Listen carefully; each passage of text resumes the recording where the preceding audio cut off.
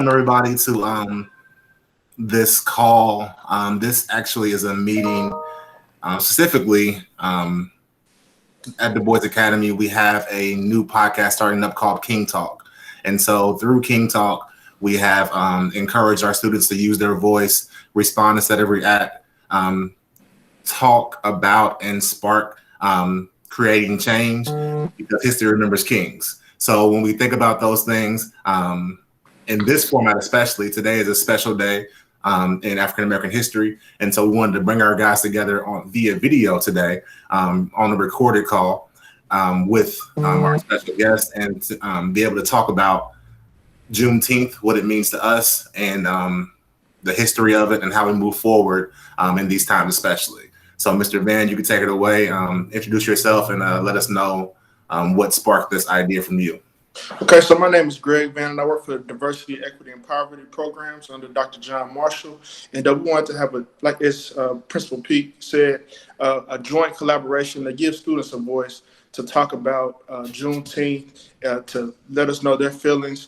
Earlier on Twitter, I saw a quote from a guy who has a high-ranking position, and his quote was, "African Americans were slaves. They didn't go out and earn money. They became dependent, and the dependency is still there." So when we hear things like that, it hurts. It hurts, because we know that that's not true. But one of the things is something else I looked up. It said I looked at different textbooks from different states. So in Connecticut, for example, a fourth grade social studies book said slaves were treated like family. A textbook from Texas said enslaved Africans were just workers. And then one from Alabama said slave life on a plantation was one of the happiest ways of life. So when we don't give true education to our students and give them a voice to really be able to talk about their history and understand, make sure that they understand their true history, their true lineage, where they truly come from, then I think we rob our students. So we definitely want to collaborate and give students a voice on that. And I want to thank Dr. Marshall and Principal Gunn and, of course, Mr. Peak for allowing us to have this conversation. So we're going to read a brief excerpt about Juneteenth, but first we'll have our students that are going to participate, let them say their names and what grade they're in.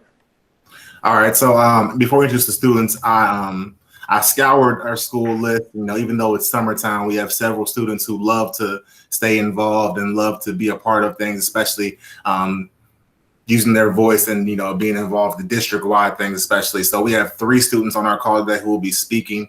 The first student is 2 of the students are rising 7th graders, so soon to be 8th graders, the kings of our school currently right now, because they will be in the highest class, and they will be part of the first graduating class of DuBois Academy from high school in a couple years. So the first student we have is Malachi Ibn Muhammad. Wave Malachi for me. All right. And the second student we have is Jalen Dykes. And then the third student is actually a rising 6th grader, I'm sorry. He'll be in 7th grade next year. He was a part of our 6th grade student council. His name is Josiah Howe. Wait for us, Josiah, please. All right. So again, guys, thank you for being a part of this today. You could be anywhere in the world right now, could be enjoying your summer, not to take away from your summer, everything you're doing today, celebrating, but this is important for you, for your school, for your city, and your district especially. Okay, so our participants, you can go ahead and unmute your devices. I'm going to read a brief history of Juneteenth, and this is from Juneteenth.com, and then we'll start our question and conversation. So Juneteenth is the oldest nationally celebrated commemoration of the ending of slavery in the United States. Dating back to 1865, it was on June 19th that the Union soldiers, led by Major General Gordon Granger, landed at Galveston, Texas, with news that the war had ended and that the enslaved were now free.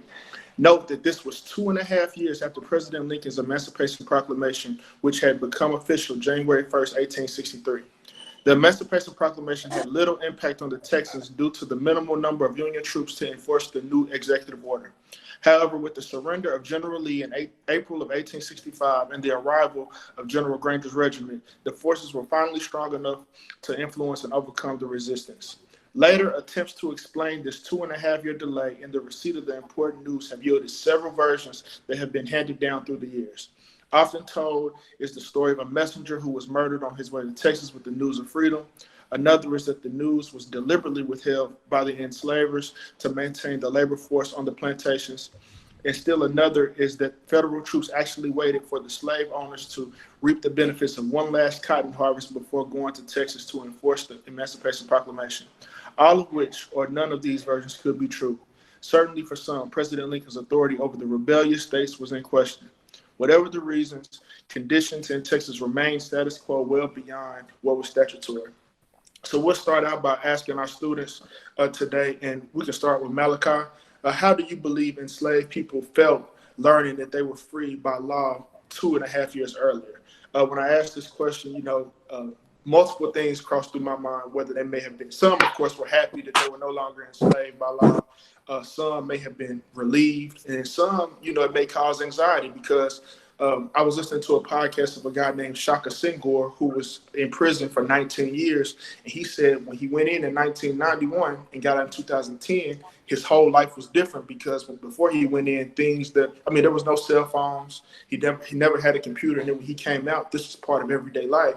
Well, when you compare that to somebody that may be 30, 40 years old and had never had freedom, it's a shock, So from your point of view, students, how do you feel that they may have felt when they got the news that they were free?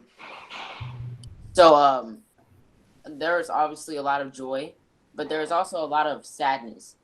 And some of the slaves didn't like the fact that they were free because, and I would like to take the psychology of those slaves. Imagine you are working every day, the same guy, and all these people, those slaves were like, at least I was getting food and water and shelter every day. At least I know I had a place to sleep. And those are the slaves that I believe they gave up. All those slaves that were happy that they were free, those slaves that celebrated, those slaves that were excited to get land, they were excited to have a house that they could own themselves. They were excited to start a store. Those are the slaves that never gave up and had that perseverance. But the slaves that did give up, it was like the slave masters, they took their mind. It's like they mind controlled them to where they didn't have to do anything. They just had to sit on their front porch and wait for those slaves who gave up and didn't have that mentality. They just had to sit there and wait for those slaves to come back to them. Good stuff. Jalen, or? Yes, sir. Well, before you asked the question, I was saying happy, but sometimes after Malachi said what he was thinking, it kind of made sense to me that why some people were excited, because some people, they were like, of course everybody would be excited and exhilarated, ready to go try new things and learn new things, and that's good and all. But what Malachi said, it kind of made more sense this way, that the people that gave up, they kind of went back because they didn't know what to do.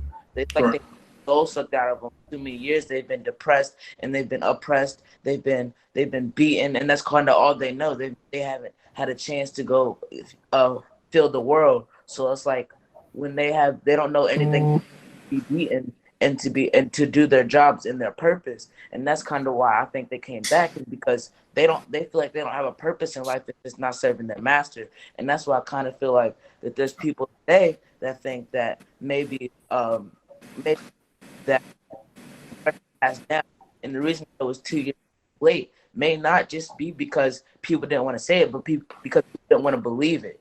And not just the white supremacy people, but also some of the slaves that didn't want to believe they were free, that they didn't think that was possible, the people that didn't think that one day they'd be free and the one day they'd see the light of day on the other side. That's good stuff, and that's something I've never thought about. But like you said, some people were free and they didn't even know, okay, I'm free, but free to go where? Where can I go? I don't have a home. My family doesn't have a home. I don't even know my family. So that's good stuff. Coach, to jump in, Mr. Vann, really quick. So I made sure to do some due diligence on research before I even spoke on the topic, solely because, all the degrees in the world can't make you an expert on Black history, because one, our history expands way beyond what we've been taught initially as students, and two, it spans way beyond what we see now. So in some pieces I read recently, so one of the big things I realized, and through the research that I did, in 1862, so a year roughly before the proclamation was signed to free all slaves, New Orleans, which was a stronghold in the South, got taken over. After New Orleans got taken over in 1862, there was roughly 150,000 slaves that moved with their slave master from Alabama, Georgia, Louisiana to Texas. So those people got moved like a middle passageway almost, and they got transported to Texas. And so we talk about Texas as a whole, Texas being one of the last states to be free, not to sell Texas short at all, but Texas had approximately 250,000 slaves. Wow. Or when we say, be free, the last state to be free, think about it in that context of that was a lot of people. That was a whole bunch of people who were in Texas and who were still enslaved and had no idea they were free. And I think I think you were to ask me about our last student on the call, our youngest student, but one of our most powerful, Josiah Howe. So what do you think about the first question we asked, Mr. Howe? So like before we even got on this call, I really had like mixed emotions about it, because like at first I was happy because like thinking of a slave, like you're happy but because you're free, but at the same time I would be mad, but it had anxiety at the same time, because I would be mad because just like the owner didn't tell me, but at the same time like they weren't supposed to, they didn't want to, because they knew that if we knew, we was gone. They didn't have nobody else to work for them, so they was gonna have to work for themselves. So they didn't want to tell us because they wanted us to work. They didn't want us to be free. They just wanted us to work. And then like anxiety, because like I would have anxiety because like what if they lying again? Like because if they lying again, then it's like, oh, I'm free. Now I'm back in shackles. I'm getting whooped. I'm getting beaten, and now I gotta go through that pain and suffering again.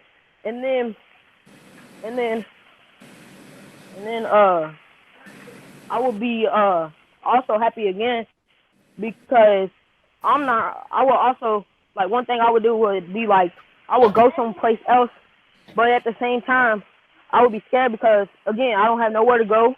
I don't even know who my family is. I don't know none of my relatives. I don't got a house. Some of my relatives have been killed and stuff like that. So yeah. Yes, I definitely agree. So to move to our second question, which really relates and ties into the first question, a lot of you guys answered it already, so we'll touch on it briefly.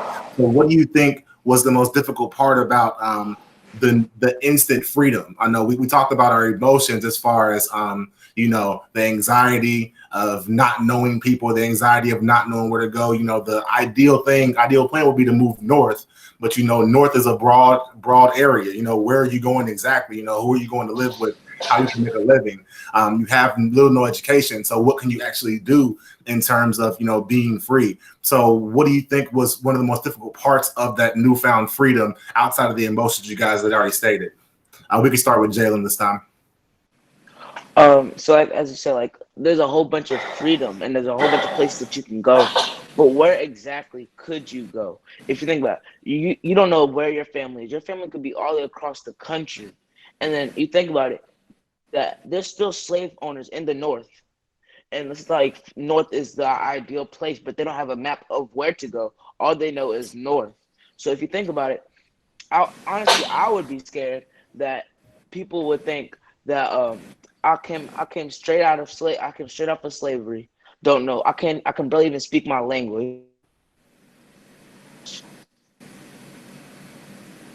The little I did pick up on, if you think about it, there's the way they just let us go without any training, without any like adjustment to the real world, just says it all. Like we don't know what to do. I mean, we can't even communicate to ask for a piece of ice if we wanted to. Like, and that's just the stuff that like makes me so upset. Is like they try to let us out in the world and watch us fail. Like they didn't teach us any English, so we can't ask for anything. We can't build anything. We have no money. We're just starting from square one. And when people started seeing what we did from starting from square one,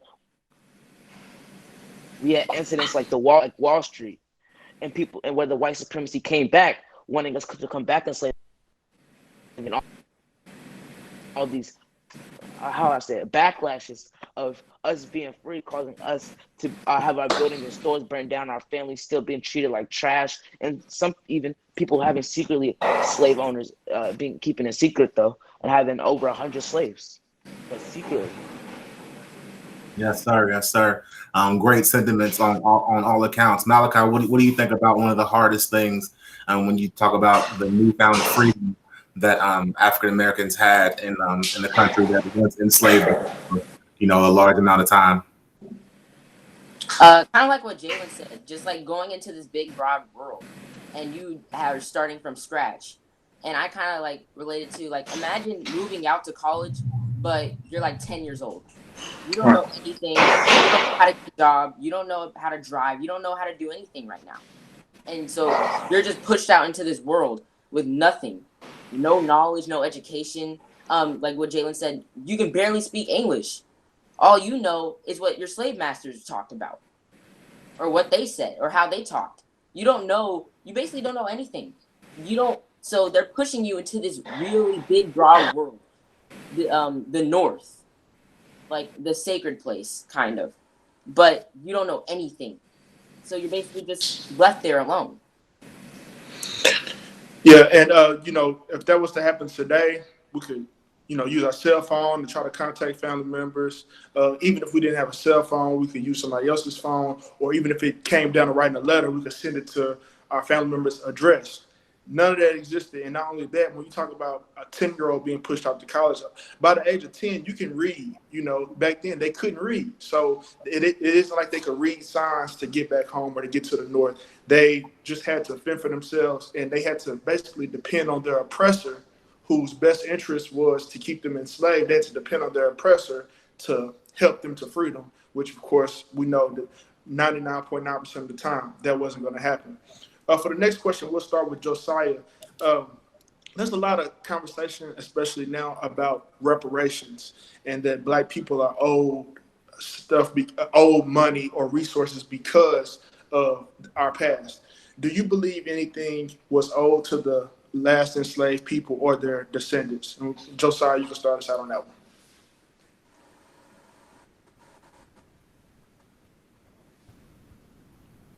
I'm sorry. Can you say the question again? Do you believe anything was owed to the last enslaved people or their descendants? A lot of people today are fighting for reparations because of the head start that white Americans got over Black Americans. So, do you believe that we're owed anything because of our history? Absolutely, because like they said, we were enslaved for years, generations, centuries, and like they beat us for no reason, trying to get our freedom, running away, and they still beat us. I feel like they not so much of owe their life, but like they owe us. I don't know how to say it, but like they owe us something. Like it don't have to be nothing humongous, but it has to be something to where it's not gonna cover all of it. Nothing's never gonna overcome it, or nothing's gonna make us unsee what we saw back then.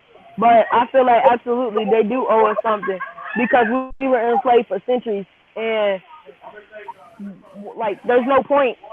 Like they are us basically.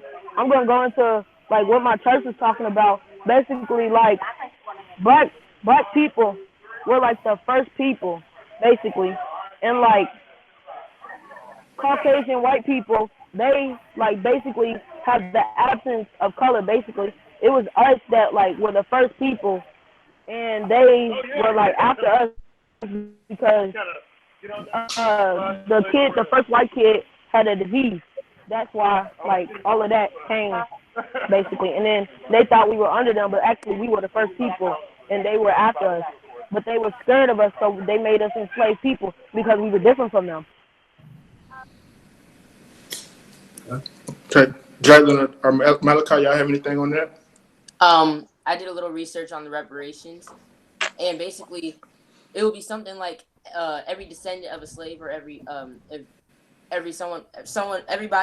whose ancestors was a slave would basically get something around like $400,000, and that would just the United States economy, basically it would take trillions of, like, millions upon millions of dollars to go back. And basically what I think is, there's this quote by someone very white. I don't know the exact person, but there's this quote. It says, it takes longer to heal a wound than to cut a wound.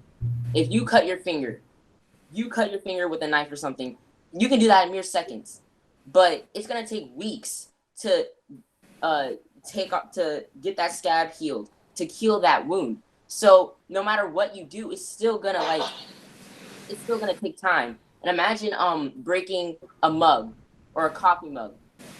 You can try to put it back together, but there's still gonna be those cracks, those visible cracks. So no matter what you do, there's still gonna be that revenge or that hatred, because of just, like, you broke that mug. No matter what you do to try to fix it, you can try to put glue on it, you can try to put super glue on it, but no matter what you do, the mug is broken. It's there, you still see the cracks. It's never gonna be the same. So imagine, like, there's a race. Black people are right here, white people are right here. The whites, they've been right here for a long time. They've already had that head start. Ever since the day they were born, they've always had that head start. And I believe that the reparations is kind of like their way of giving us, so we can try to get ahead, finally. Like, they've always had that head start. And I wouldn't let it define me. Just because I'm Black, I wouldn't just give up because of that. But just, you got to work harder. And I believe that the reparations would help us, give us that little boost so we can try to get ahead. And you said a powerful thing. We talk about a race, and people, white people being ahead of us because of the head start on the race that they got.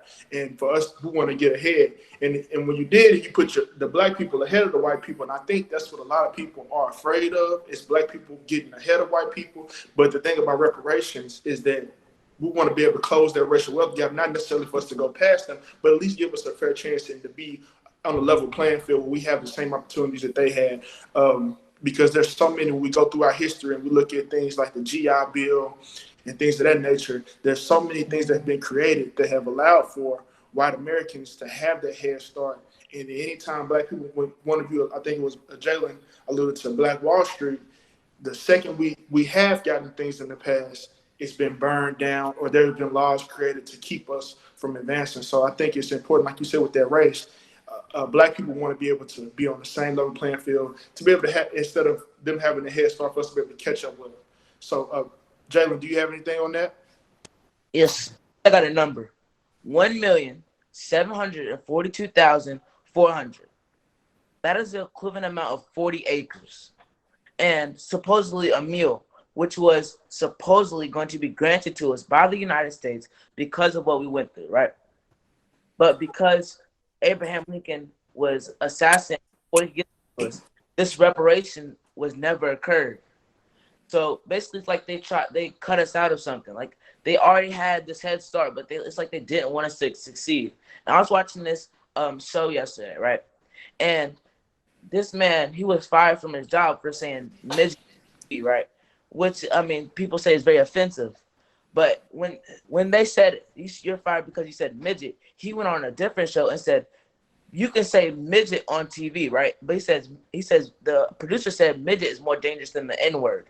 And then he goes, no, midget is not almost the most dangerous as the N-word, because we're saying midget. We're not saying the N-word. So when, like, that kind of struck deep, because it shows that not every white person is unintelligent, and that people do want to change. But the reparations and all the things that we've been through, and all the things that we were promised that we never got, and all the things that the white supremacists cut out from us, just doesn't make any sense. Like, they had all this space in the world to give. They had all this opportunity all the time, but every time we do something right, it's like they're trying to cut us down. I mean, we took another example is the presidential election. We took 20 steps up, as my mom says, but we steps back, because you saw Donald Trump erase everything that Barack Obama had. It started from the Obama Foundation to the pandemic book. You've seen him really mental, everything. In his 4-year span, trying to like take Obama's credit away. All most topic thing that he posted on Twitter is what Obama didn't do. Obama better and stuff, but you haven't seen him do anything whatsoever.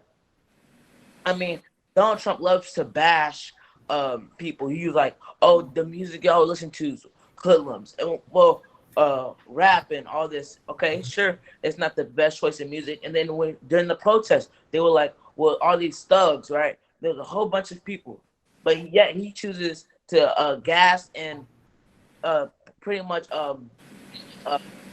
do a lot of violence to peaceful protesters just for a photo op. He's the one choosing to take the thing to disrespect and to not listen. Sorry, my father was calling. He was choosing over everything over what the real problem was. Like the Champs fire, the first champ by a white male, set it on fire. The first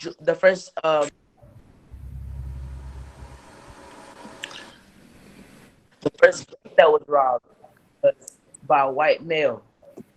All the stuff that is I mean not robbed. I mean the first jewelry store that was robbed. Excuse me, was the first person through the door and through the glass was a white male, age 27.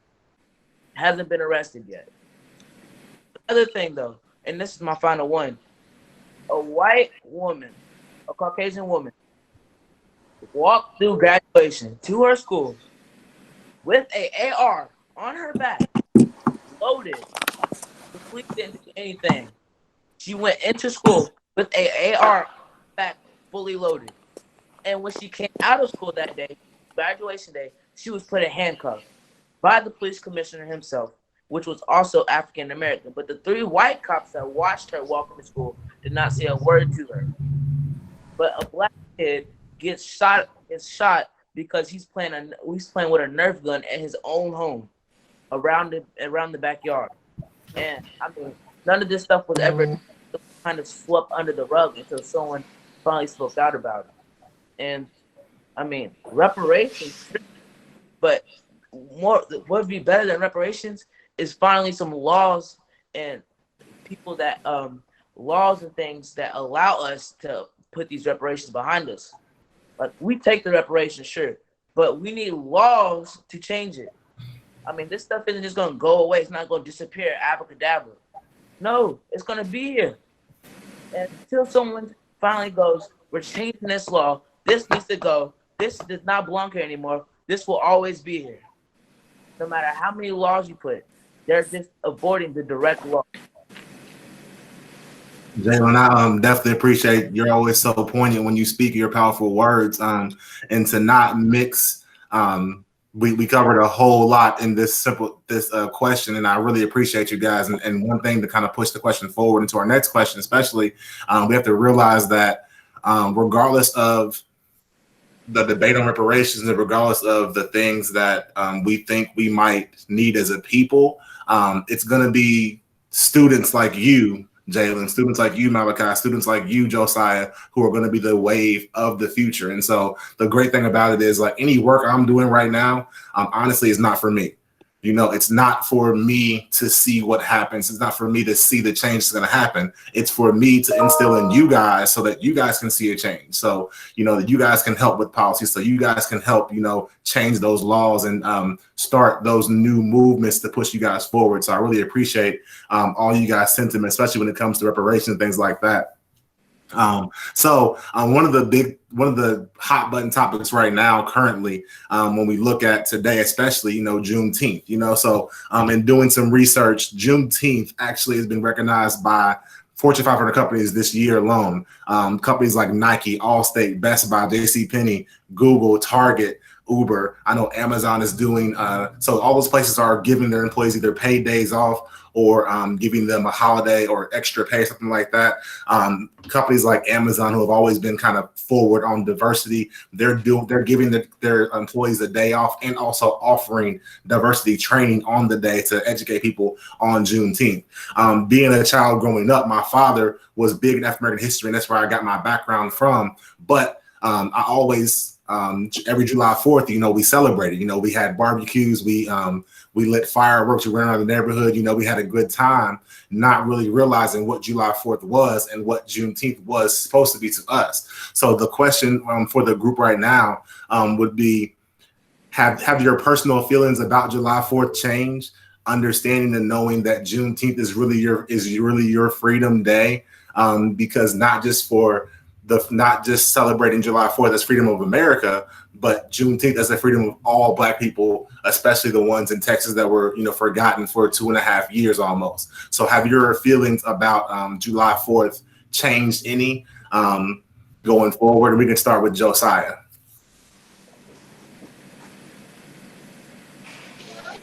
Alrighty. So basically, I'm sorry. There's a lot of noise, but can you say it again? I'm sorry. So no, you're fine. It's beautiful where you are. Have your feelings about July 4th changed? July 4th being the, I guess, unofficial Independence Day for America, as compared to Juneteenth being the Independence Day for African Americans. How do you feel about July 4th? Personally, I don't understand why they made July 4th. I feel like now, as a Black American, I already know that I've done research that in America, like, Juneteenth isn't even a national holiday, but July 4th is. And I don't understand why July 4th is a national holiday, because that wasn't even the actual date that we was free. It was a whole 2 years and a couple of days after to where we got free. And basically, like, I feel like instead of July 4th, that should be Juneteenth. And Juneteenth is like he said, the African American holiday, but it's not a national holiday. And July 4th is just fireworks and all of that, but they don't talk about Juneteenth. Like, they don't talk about them not telling us that we was free. They don't talk about that. They just celebrate it, and there's no point in celebrating that, us being free on that day, because we wasn't free on that day. We was free 2 years and weeks later. So there's no point in that date. There's a point in Juneteenth, because, like I said earlier, all of that stuff is fake. We weren't really free that day. Yes, sir. I definitely agree with you. And to go back to some of my research that I've been doing, I actually found an interesting article that I read today. And so it talks about, and I don't know, Mr. Vann, this might be news to you, or you might be educated on already, August 8th. So August 8th, 1863, which is after the declaration signed by the president, but before, still well before Juneteenth. August 8th is actually celebrated in parts of Western Kentucky and Tennessee. August 8th, so again, same year that the proclamation was signed, but months after. August 8th is the date where a governor in Tennessee, actually I believe it's Clarksville, Tennessee, officially released his slaves. And so Andrew Johnson, to be exact, he was a military governor. He released his slaves August 8th, and that date is still celebrated to this day in parts of Western Kentucky and parts of Tennessee.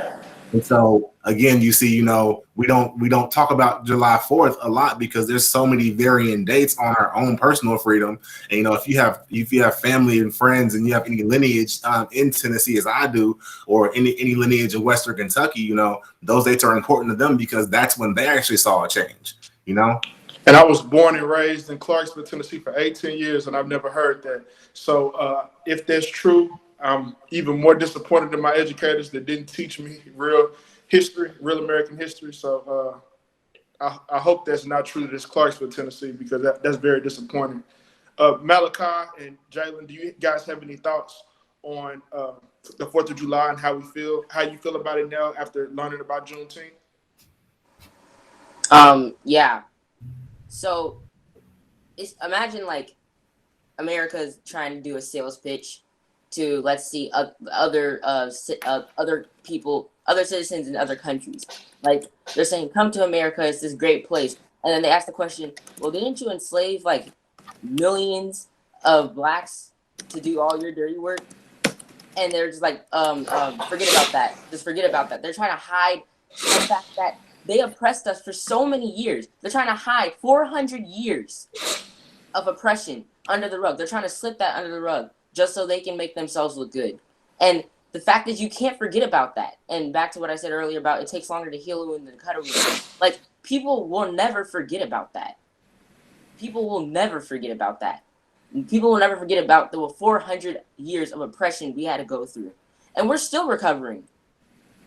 So when the 4th of July, like the fact that Juneteenth's not even an official holiday, 4th of July, like all of that stuff is just like decoys to just hide the fact that there is oppression. Like, close behind the doors, close black people behind the door, just close it. And they're trying to hide us, kind of. In a way, they're trying to hide all that history. And like what you said earlier about the textbooks in different states, like the Alabama one said that slavery was happy. They said that the slave plantations was a happy place to live. So that just goes to show that they don't really care. They don't really care. They just want to hide us. But they do love us when we win them their Olympic gold medals. They love us when we come out with the hittest song. They love us when Roddy Ricch comes out with the box or Ballin'. They love us when we come up with all these best rap songs. They love us when we win them their gold medals. They love us when they do that, when we do that stuff. They love us when we benefit them. But they don't want to take the time to kind of appreciate us. They don't even want to take the time to make Juneteenth an official holiday. But they do love us when we win them their Olympic gold medals. I think what you're saying is very important, and it's going to take courageous conversations and people from both sides. That's why I'm very happy that we have white educators on this call that are hearing from you brilliant young kings on your feelings, because it's true. I mean, you have, just like the state of Mississippi, I lived in Mississippi for a few years, and there was numerous fights month after month about changing the state flag that still represents the Confederacy. But Ole Miss and Mississippi State, they recruit black athletes all the time, and they depend on black athletes to win games. And it's like they're good enough to play for the football team, but they're not good enough for us to, not have this symbol of oppression, a symbol of hatred on our state flag that represents us. So I think what you're saying is true, but we definitely will need people from all sides to believe what you guys are saying, and because black people can't do this alone.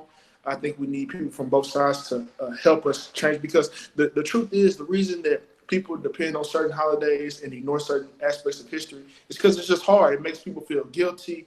It makes them, I even had, with all the stuff that's gone on in the United States for the past couple of months, I had friends, my white friends, to reach out to me.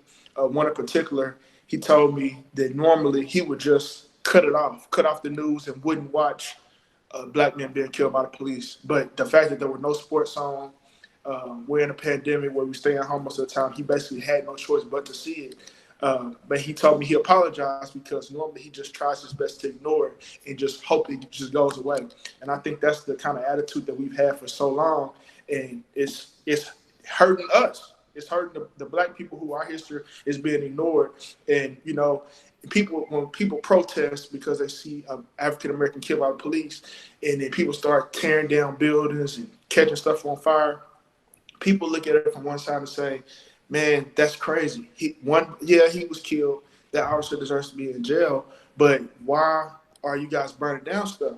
What people don't understand is us as black men who have been profiled by the police and we've had these experiences, they don't understand we're not mad because of this one situation. We're mad because finally you guys can see it too. This is just proof of what we already know. things that we've already experienced through our whole life. So I think that it just takes an understanding from especially white Americans, from my point of view, and to be able to empathize and be able to recognize, one, I know that your history is dark. I understand that my ancestors had a role in oppressing your ancestors, but not only that, let's do stuff that can change it and help you guys catch up in that race that we're talking about. What do you guys think about the way that we should celebrate or honor Juneteenth? Mr. Peake said that there's a lot of holidays now they're honoring Juneteenth and making it a paid holiday. How do you guys either plan to celebrate today, or how do you feel that we as Black Americans or Americans in general, how do you believe we should celebrate this holiday? You can start us out, Malachi. So our family, we're actually going downtown to go to the Happy Juneteenth celebration.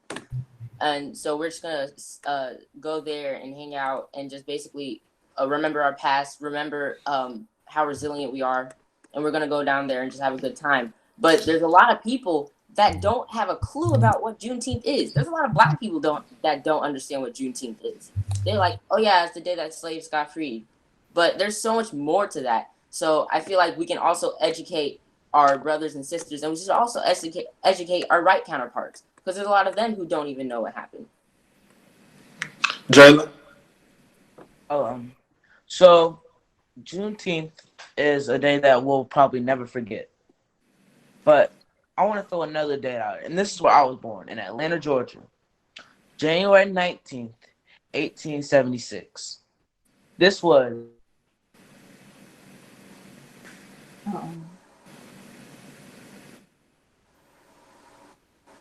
Jalen, I think you're having some Wi-Fi trouble. You went out. Let's jump to Josiah with that question. Hopefully Jalen can get back in and finish his point. Personally, as my family, as Mr. Peake knows, we came and hiked out. We went to a hiking point, and we just like had a family moment instead of being in the house, like not learning nothing. And like as we were walking, like we taught each other like what Juneteenth was, and like talking about Juneteenth and like how we felt about it and stuff like that. And we came out here, and we were just like exposed to the scenery and taking pictures for Juneteenth and stuff like that. And if we do get time if we get out of here in enough time, we're actually going to go downtown to a bike ride. It's for Juneteenth. I don't know where it is, but it is. We might be able to go do that if we get out of this hiking time. So, yeah. I'm about to turn it over to Mr. Peake, but I want to say a few things because we have people active in the comments. I wanted to say Ms. Danette Brown just said that she was proud of you guys. Continue to lead the way. Ms. Barrow said, Malachi, you make the best analogies. Ms. Toya North, great points. Quote that I've seen on you guys' wall from Principal Gunn: until lions have historians, hunters will never cease being heroes. And a quote from a book by Ms. Mary Herdelin: systems don't change just because we identify them. They change because we disturb them. So, and I know that Mr. Peake alluded to this earlier. Everything that we do is hopefully for a better future for you guys. And hopefully you guys don't just bring awareness to these things. Our job, what we're trying to do is help bring awareness to these things. But us, along with you guys, are going to be the people that disturb the systems and help change the systems. When I went downtown to protest, I saw a lot of people younger than me. I'm 31. I saw a lot of people younger than me that were out there with the most energy and they were the loudest. And that's something that makes me feel good. So you guys have to continue to not only bring awareness, but disrupt, disturb. Another guy says break decorum. Don't necessarily just try to spread people's feelings. Make sure that you bring awareness to this stuff. You call out injustice and be unapologetic about it. Never be afraid to when you're speaking up when you're speaking up on behalf of the truth. So I want to just commend you guys and tell you guys thank you for everything that you brought to this conversation. And I'll turn it over to Mr. Peake. All right. So our last question, which is definitely one of a great question to end on as we discuss, what Juneteenth is and what it means to us. And we talk about the issues that we have, whether it be systematically or, racially with inequality and things like that. So the question is actually geared for our students. And if we have any students in the chat or any teachers or community members at whole, the question is, what responsibilities do educators have in teaching about Juneteenth and other African American history? And so I will say, being a proud principal at the DuBois Academy, we were created for moments like this. And talking to my actual principal, Mr. Gunn, we had a discussion a couple of weeks ago, as things were getting, tempers were rising and situations were getting, kind of out of hand in Louisville, especially, and I told him, I said, Mr. Gunn, listen, it's easy to ignore or see things on TV and just kind of dismiss it as being a part of, oh, that's just what they're doing in California, or, this state or this country, they're doing this over here. But to have things in your backyard, it's kind of alarming, and it kind of sends shockwave to the whole entire city. And I think as a whole, our school was created for moments like this. We were created to, one, to teach, definitely, but two, to give our students opportunities to lead. And so, not to discredit anything anybody else is doing, I will say there are tremendous efforts being done at DEP, where Mr. Van works. Tremendous efforts, given by John Marshall and other people in our community, in our district, to push forward these activities and push forward these conversations. I took a trip 2 years ago now, last summer, with DEP and some students from Central, Manual, and Brown from their Black Student Union. So I know for a fact other schools are a part of this change or attempting to be. But to our students, especially because, you guys are going to be the future educators, the future lawmakers, the future, leaders of our district. How do you feel schools should address, what's the responsibility of teachers to teach us these things? Starting with Malachi.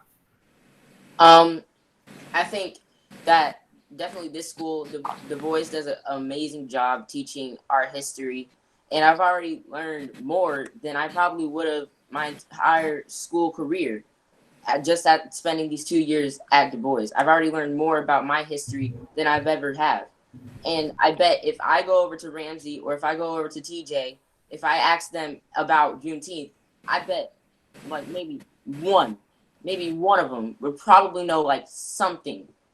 I bet if I asked them about the Black Panther Party, I bet none of them would have known about that. So I just think this school does an amazing job teaching us about our history and not just doing Abraham Lincoln was the 16th president, not just doing the same old story over and over again.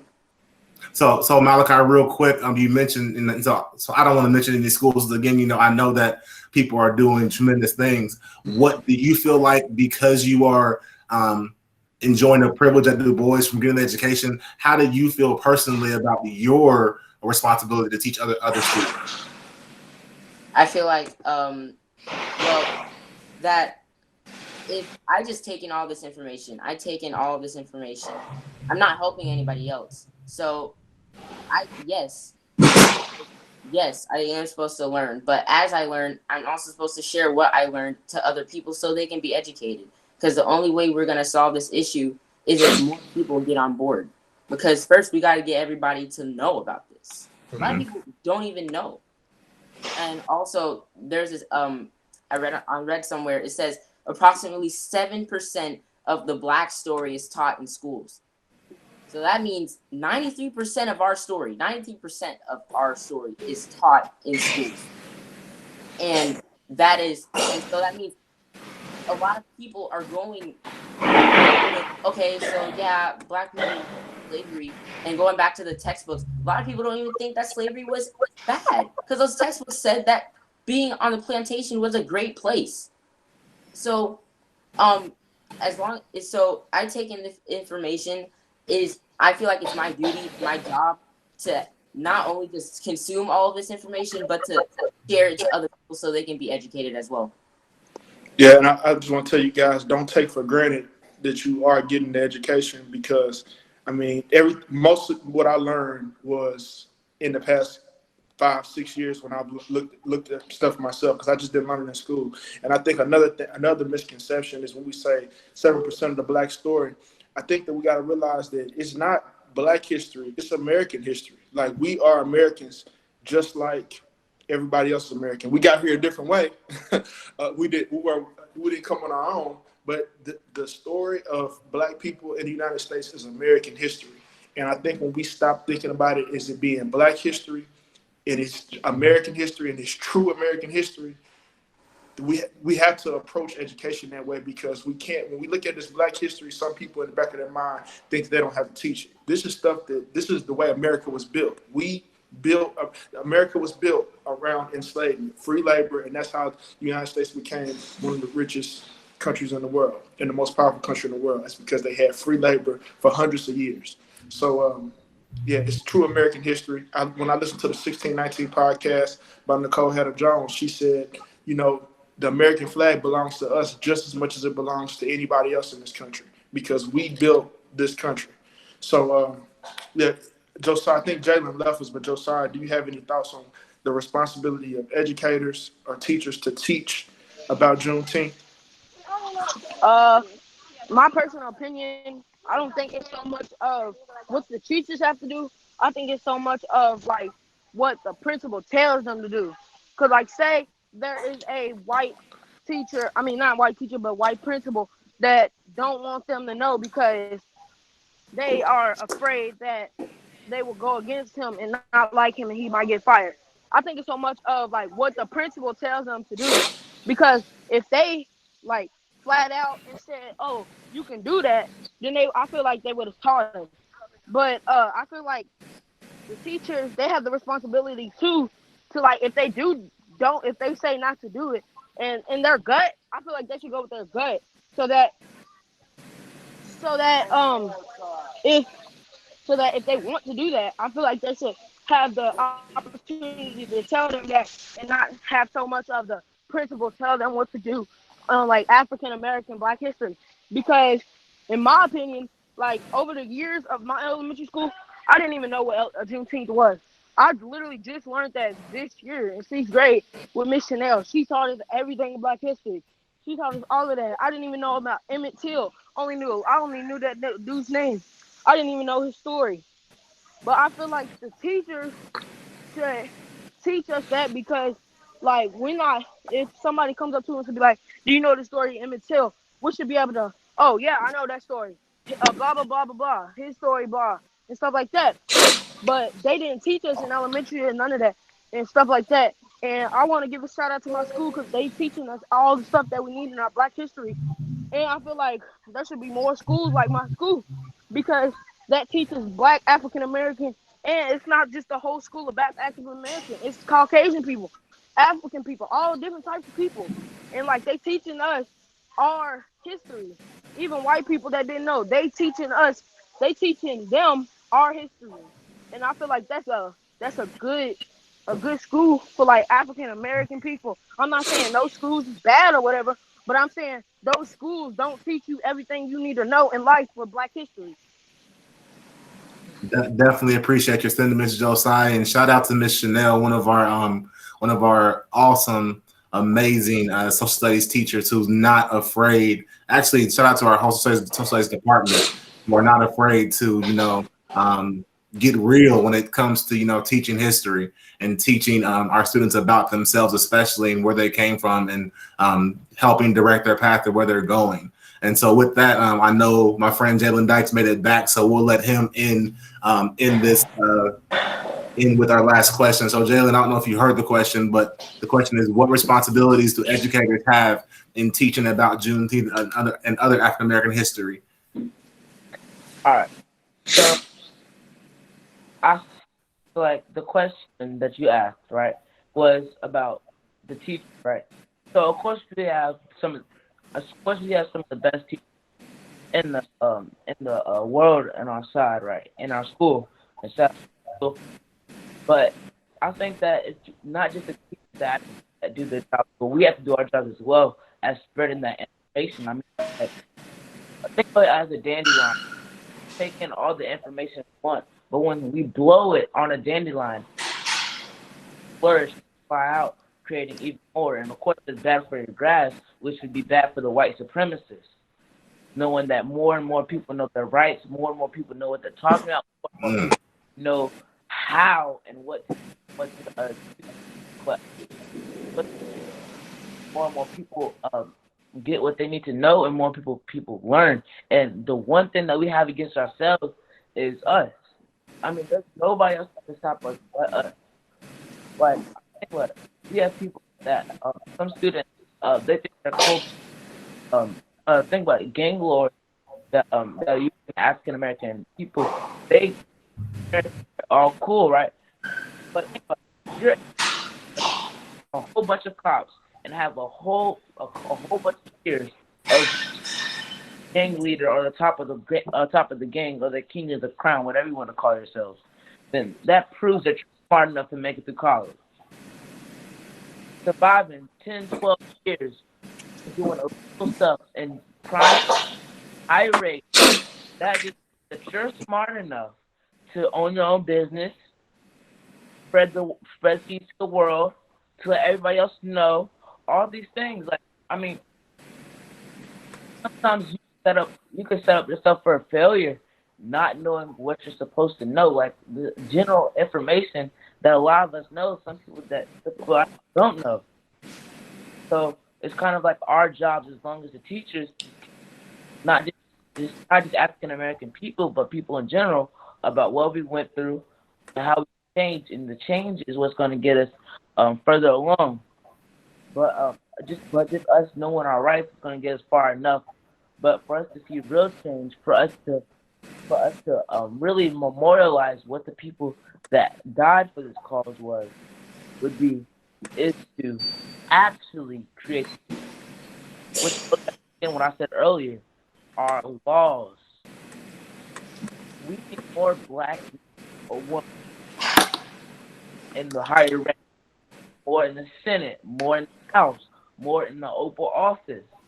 All these things will eventually, time by time, allow us, more on the judges, more than our Supreme Court. All these things, that within that day will allow us to finally get through all of our changes, which finally allow us to make it through and see our distance that was long coming. Good stuff, Jalen. I think I know you were kind of breaking up a little bit, but basically what you were referring to is being changes in the policy level and policies and laws and things of that nature to really advance us. And also, I love the analogy that you said with learning.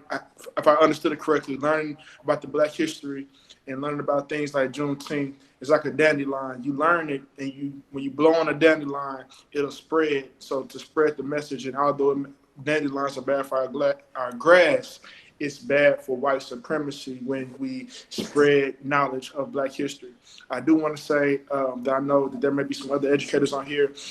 There are some great history teachers and social studies teachers at other schools in JCPS, and it's not all Black educators. There's some great white educators that approach this stuff boldly and honestly.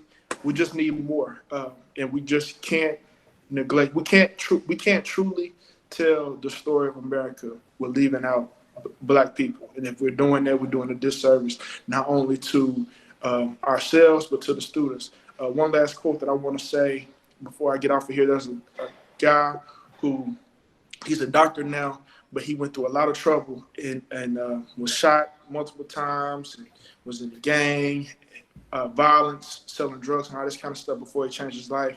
And he said that he blamed JCPS for not teaching him who he was. He said because if he had learned who he was through JCPS, then him and his friends, he has friends that are either in jail or dead, they wouldn't be there if they had knew where they were. And he said the same for him.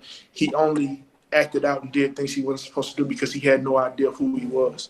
So I just want to encourage educators on here, parents, make sure that we continue to teach our Black boys and our Black students who they truly are, where they truly come from, the things that we've come through and overcome, and just to be honest when we teach our history, and just continue to not drop the ball. And thank you so much to the students for courageously being on this call and just speaking your truth. So thank you. And thank you, Coach Pete and Principal Gunn and Dr. Marshall, everybody that's in this fight and doing this work. So I thank everybody for tuning in.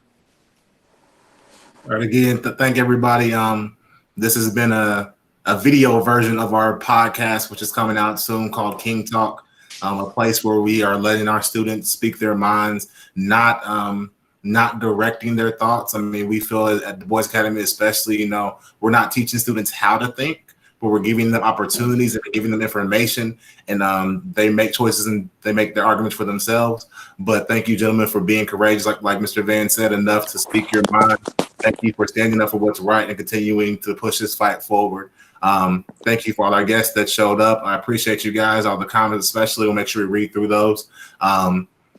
This is a recorded conversation, so we'll make sure to publicize it and make sure that our students get their just due when it comes to the great things that are coming their way, especially because you can see the bright future that these young men have in the short time they've been with us at Du Bois Academy, and definitely beyond Du Bois Academy into the real world, into the lives of other people. So again, thank you guys, everybody, for listening, and see you guys later.